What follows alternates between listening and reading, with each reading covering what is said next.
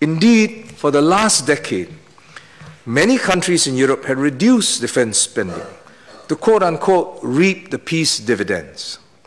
Some had even scrapped or suspended military conscription, their version of national service. Then in March last year, just 2 months after the Munich Security Conference, the unimaginable occurred. Crimea was annexed. Alleged rebels attacked and seized key buildings and military bases in key cities in Crimea and eastern Ukraine. And these rebels include, quote, little green men,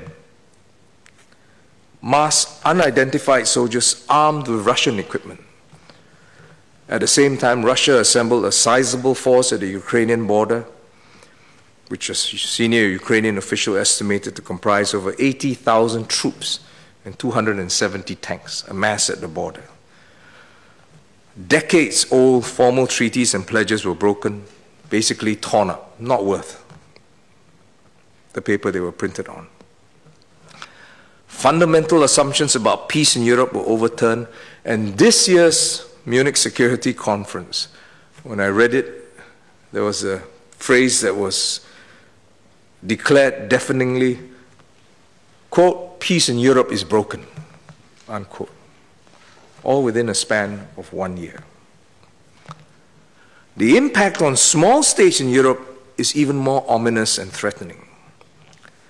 A recent Financial Times article this month, 25th February, or last month, was headlined, quote, Russia fears lead Lithuania to restate military draft, unquote. The small Baltic states, of which Lithuania is one of them, are the closest geographically to Russia. The article continued, Lithuania is reinstating military conscription in a dramatic move that underscores the anxiety among Baltic states about Russia's intentions.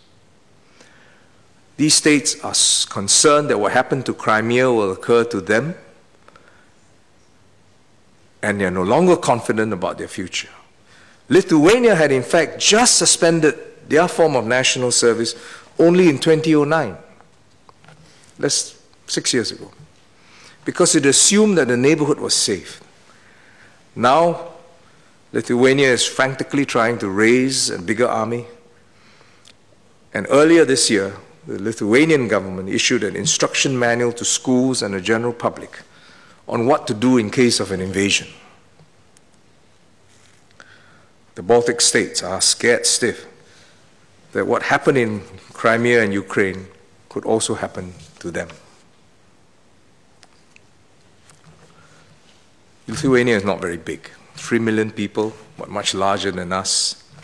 Singapore, like them, like the Baltic states, is a small country. I think we do well to heed the cautionary tales from their experience. Never take our peace for granted. It can only be purchased through the collective commitment of our NS men and all Singaporeans. Never weaken the strong defense that we have built up over the years through neglect or complacency. The time to build up a strong defense is during peace. A strong deterrence is Singapore's best defense. All this you've heard and time again. When danger is upon you, as it is precipitously for the Baltic states, it will be too little and too late to build up a defense.